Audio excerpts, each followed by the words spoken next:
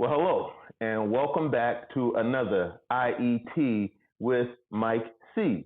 And here we are again live.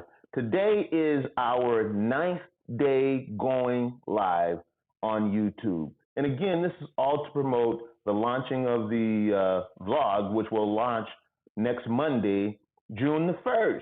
All right, man, I'm glad to have you with us today. Glad you were able to make it with us today. And I hope that you enjoy the show today. Now, look, I'm going to remind you again, if you have not subscribed, please subscribe. If you haven't hit that bell looking thing, hit the bell. That's really a notification, and that will let you know whenever we have a show coming on. Okay, so subscribe, hit the bell, give us a thumbs up, and like us all on YouTube. Man, look, today's show, the title of today's show is Are Houses of Worship Part of Essential or Critical Infrastructure? What do you think about that? Think about it, and then we're going to come back to it because you know what we have to do today, what we have to do every day. We have to do our COVID-19 update, just keeping y'all up to speed because this thing is, look, this type of thing doesn't happen a lot. What some people say every 100 years. I don't even think this happens every 100 years. The scope of how this virus has affected the entire world. You can't go anywhere in the world where people are not going to be looking for you to wear a mask if you got any daggum sense. So COVID-19 they're calling it a pandemic. I call it a plague. I'm a Christian man. When you look at the Bible, it's no difference than the plagues that sweep the world back then in biblical times. But you know what? I say back in biblical times. We're living in biblical times right now, y'all. It's biblical times right now. So COVID-19, the poor and downtrodden are dying at alarming rates, not only in America, but even in faraway countries like Brazil, which has become the second most infected COVID-19 country in the world, in the entire world. Brazil is number 2 behind the U.S. The poor are dying at a rate twice the general public in Brazil. You know, I got some stuff I'm going to show you here, let you see what I'm talking about, because I can just tell you, but a lot of times when you can see it for yourself, it makes a difference. I'm going to show you a list of the top 10 countries in the world that are affected by COVID-19. Take a look at this. Number 1 on the list is the most powerful country in the world. The richest country in the history of the world is the most infected country in the world by far. Look at that. 1,643,499 people and this was, I believe, 2 days ago. And I got this from, I'll share that with you in a few minutes. But more than triple any other country, more than 4 times any other country in the world with our infection rate. As a matter of fact, if you take America off of the number 1 there and you put Brazil at number 1, what I would tell you is that we have more infections than the top 7 countries in the world. So if you added Brazil, Russia, the United Kingdom, Spain, Italy, France, Germany, is it Germany or Italy? We have more infections than all of those countries combined. All of them. And then you look at the death rate. Right now, actually, I just looked a few minutes ago. Again, this is from a couple of days ago, 97,000. Right now, it's at like 98,371 people have died from COVID-19 in this great country, this most powerful country in the world, America. Why is that? You think about it. Tell me what you think. What's up, G Money? Got you, man. Glad you joined us. Glad you're able to get back with us today. That's my boy G Money, my supporter right there. That's my dude right there, y'all. Look at those numbers. Now look at Brazil. Brazil is not the second most populous country in the world. As a matter of fact, we in the United States are not the most populous country in the world. China is, and China is where they say this disease emanated from. They're not even in the top 10. Now I know some folks are saying that they're not putting up their real numbers.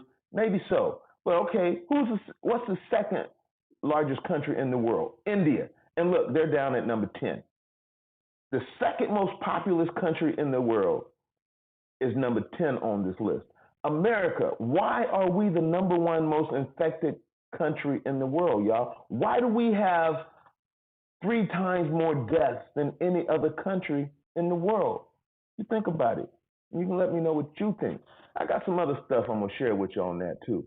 But look, I'm telling y'all, this thing is still around. One of the things that I was thinking, and I'm sure I heard it or read it somewhere, one of the things that I was thinking was that summer is coming, okay? And, this disease is a form of the flu.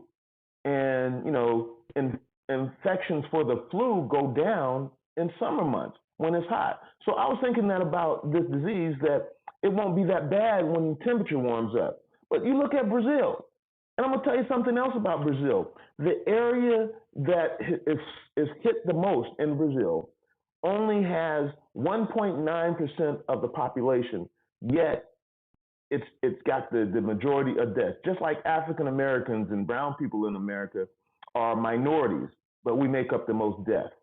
Why is that? There's a correlation there. There's a reason why the indigenous people and the people in the Amazon area of Brazil have the highest rate of death and infection with this disease. There's a reason why African American and Latinos have a higher rate of infection and death with this disease than Caucasian. There's a reason for that, okay? Think about it. I shouldn't have to just tell you. There's a reason for it. I got some other stuff for you. Let me show you something. We're going to go back to Brazil, okay?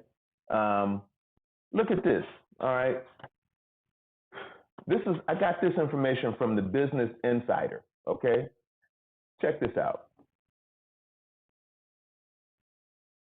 Brazil's indigenous people could face a genocide as their carnivorous death rate soars even higher than the rest of the hard-hit country.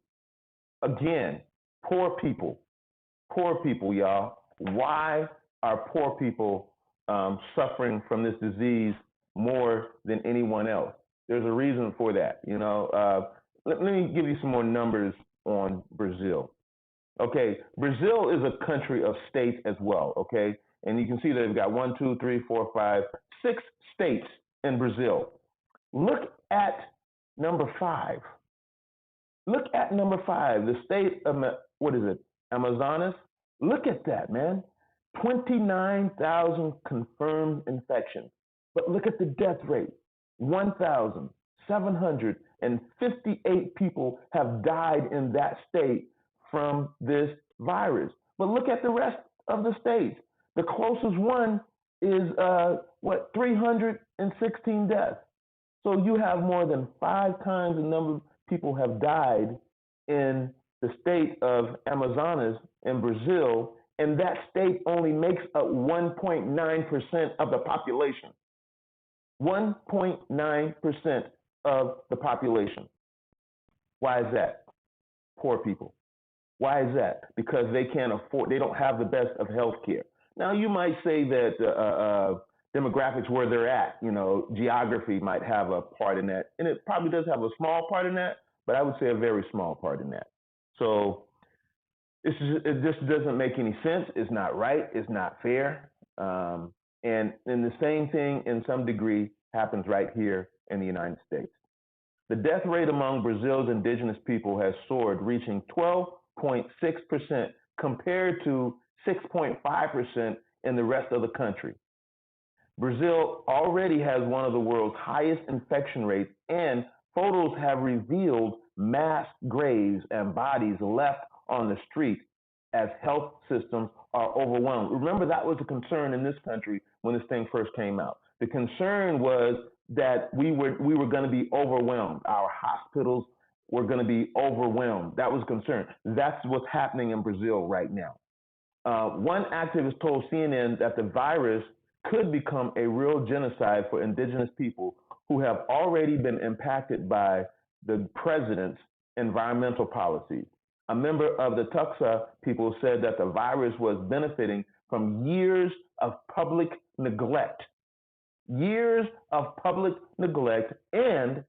that the communities are far from healthcare with few options to try and protect themselves. Now, that's exactly one of the things I was talking about. I know that location plays a part in that, but there are other things besides location that play a part in that. Okay, here we go. Brazil's indigenous people could face a genocide as their death rate from the carnivorous soars even higher than the rest of the country, which has become one of the world's worst hit. The articulation of indigenous peoples of Brazil, which is tracking the spread of the carnivores through the country's indigenous group, has recorded 125 deaths out of the 980 confirmed carnivorous cases in those communities, meaning a death rate of 12.6%. That's significantly higher than the overall national rate, which again is 6.5%. Look at this. Check this out. What do you think that is? You can see in the headings below, in the writing below, a view of coffins being buried. Look at that. They have to make mass graves because of the number of people who are dying from this thing. It's just, it's crazy. It's outstanding. It's astounding. I mean, look, a collective burial of people. What this is, y'all, this is actually a smaller version of the picture that you just saw. Let me go back to it. You see those coffins down at the bottom? Those coffins look a small number compared to the rest of them up there. That's what this is. This is the picture. These are the coffins that were in the lower left-hand corner of the picture that I just showed you. And look, I'm glad to say, it just looks like everybody in there in that picture has a mask on. I went to a store yesterday. I have been saying how most people, especially in the grocery store, like the last time I went to the grocery store before yesterday, I would say like 98% of the people had masks on. When I went yesterday, those numbers were down. Those numbers were down, especially outside of the grocery store. I would say maybe 60% of the people that I saw outside of the grocery store had on masks yesterday. Ms. Edwards is back with us again. Thank you for joining in. She says that Brazil has just been banned Brazil has just banned travel into their country. And I think that people from Brazil actually are banned from coming into this country right now, too. I think the president did that, may have done that last week. So this thing, y'all, is still nothing to play with, man. So, I'm going to say it again. I'm going to say the same thing I've been saying since day one.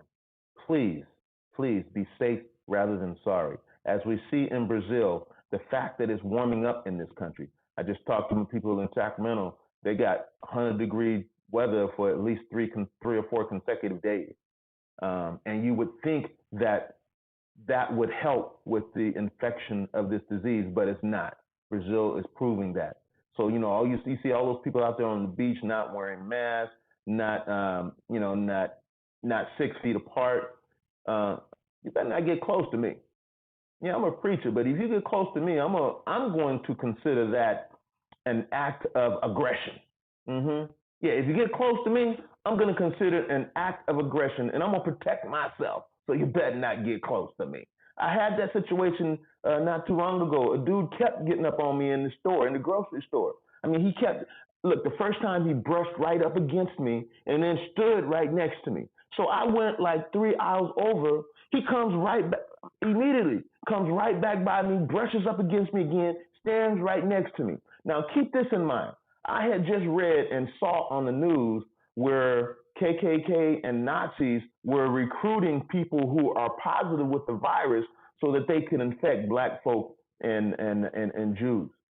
So I don't know. You look, this dude was Caucasian. I have no idea if he was a member of the KKK or the Nazi Party.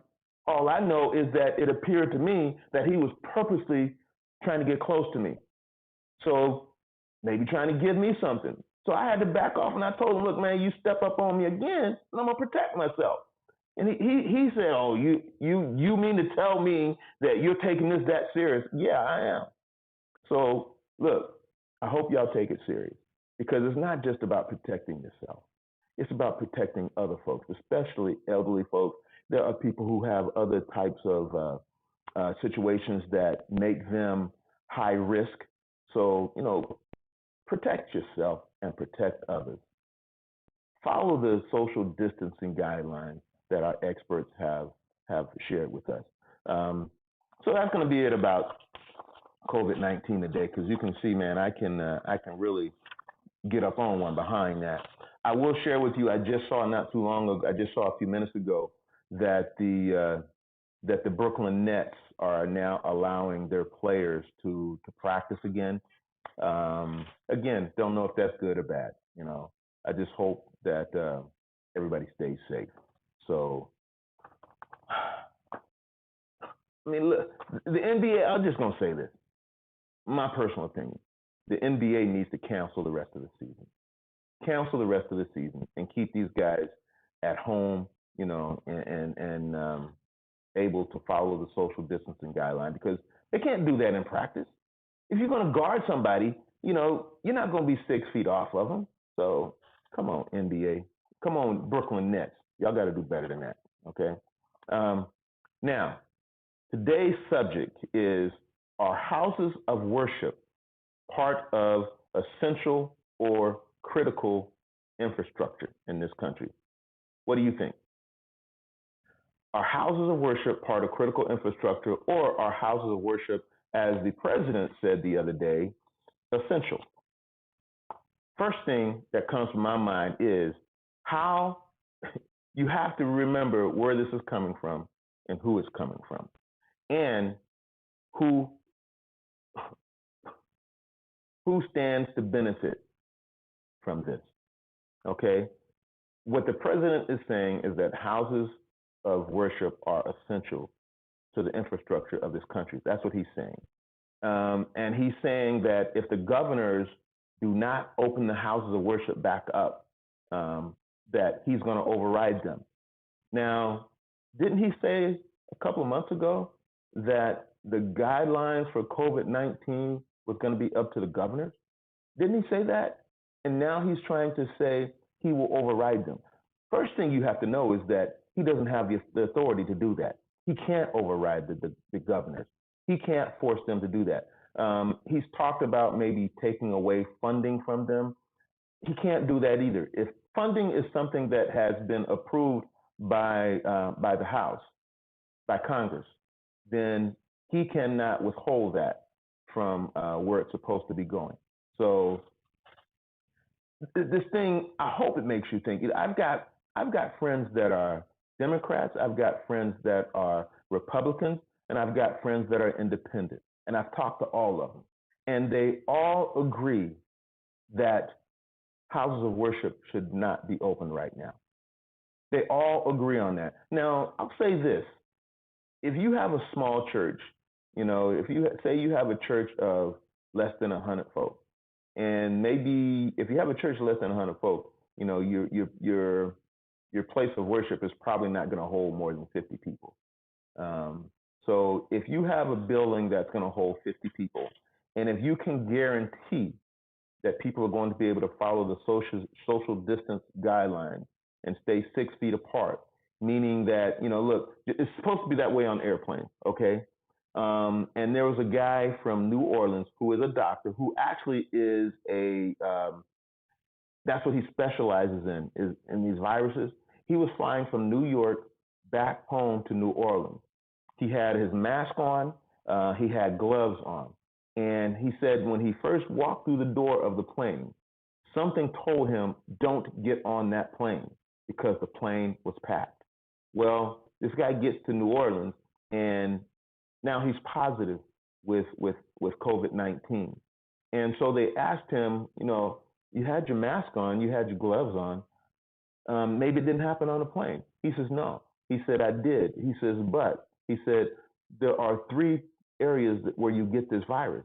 He said, you get it through your nose, you get it through your mouth, and your eyes. He said, I didn't have anything protecting my eyes. And that's where I believe I got it from. So he should not have gotten on that plane. I've got some friends that are going to be flying within the next month. And I've told them, I've encouraged them, when you walk through that door, if that plane is full, don't get on. Get off. Wait for the next plane, do whatever you got to do, but don't get on that plane. And I actually may be flying myself within the next 90 days or within the next 60 days. And I'm going to take my own advice. If the plane is full when I get on, I'm going to turn right back and get off. Remember this, y'all. This is a president that has gotten a reputation for lying. Okay, the guy that I'm talking about that's saying to the governors, open up the houses of worship or I'm going to override you, he's got a reputation for lying. They have this thing where they can back check facts. And I do not remember the exact count, but it's hundreds of times that our president has lied. So why is he taking this stand, though? You got to ask yourself. Like I told you, I have friends that are Democrats, Republicans, and independents, and they all say the same thing. They say don't open up the house of worship, but they all say something else too. They don't trust government. All three parties say they don't trust government. But I will say this now. When I talk to my Republican friends and they talk about not trusting government, they're basically talking about the Democrats. And that's what they said. They're talking about the Democratic Party. When I talk to my Democrat friends and they say they don't trust government, they're basically talking about the Republican Party. Now, when I talk to my independent friends and they say they don't trust government, they're talking about Republicans and Democrats. So the bottom line is most people, I would say, I'm saying this, most people in this country don't trust government. Okay, even the ones that vote, even the ones that give money, don't. When it comes down to it, they don't trust some form of government.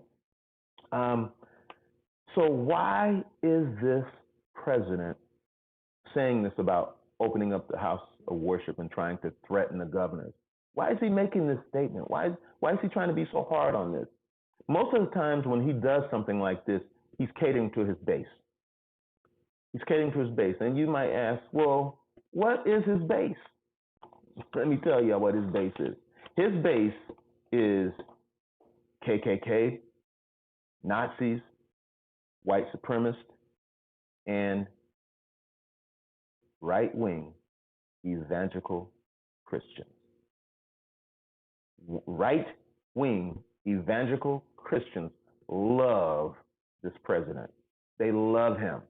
So you might ask, so is it possible that he's making this comment because he's trying to, lighten up and, empower his base? Is it possible that the right-wing conservative pastors have said something, because he does communicate with them, that they've said something about opening up the house of worship? I saw a sign down the street from my house last week that said, we will be back next week. A church saying we will be back next week. I talked to right-wing conservative Caucasian Christians, and they love this guy. They so easily overlook his faults, his crimes, you might say. They talk about Joe Biden and this girl saying that Joe Biden did this and did that. This guy has at least 5 rape cases still on the books, have not been resolved yet, to my understanding. Somebody can correct me if I'm wrong on that. Sloan B. Slayton signs in and says he is appealing to his base. You are exactly right. Low information voters. You know what? On the low information voters aspect of it, a good friend of mine who is a pastor, we were talking about Trump This was about 4 days ago. And he said to me, now he doesn't know who I'm going to vote for. I never indicated that. So he said to me, why should I vote for Joe Biden? He says, better yet, tell me why I should not vote for Donald Trump, which he did last time around. And this is an African American pastor, right wing. He asked me, why shouldn't he vote for Trump? I gave him a list starting in 1973, where Trump was sued by the government for discrimination against African Americans. That case was resolved without him admitting guilt, but the government came back and sued him again in 1978 on the same case, saying that he was still doing a lot of the same things, discriminating against African Americans. Okay, I went from 1973. It was all the way up to like 1993 or 95 or something like that, where you have instances of racism coming from Donald Trump. Look, you can even go to the Charlottesville thing. In the statement that he made, I asked this guy about that. What about that statement he made in Charlottesville? When you had two sides, you had one side which was KKK, Nazis, and white supremacists, and the other side was people who were protesting them. And the president said there are good people on both sides. How can you, as an African American, accept that? KKK, Nazis, white supremacists. He literally called them good people. Good people. Look, we can't continue to stand. Today, I got sidetracked. I was finishing up my script for the show, which I haven't been able, and I see I only got like 3 minutes left. I'm not going to be able to get to all of it. But what I saw was so many cases of unjust violence coming from our law enforcement. Now, understand this.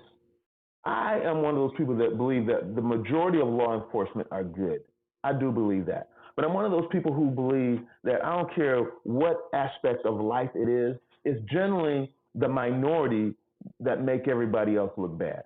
So if you've got 100,000 law enforcement officers in this country, then it only takes 100 of them to make the rest, and that's not even 10%, to look bad. They do it with African Americans all the time. The media used to do it. Look, I'm not a big media guy, okay? The media has not been good to African Americans. Living in Sacramento, I remember when they had the Atlanta slayings in Sacramento. I'm not going to mention the name of the media company, but the Atlanta killings of children was never mentioned by this media format until they had a black suspect.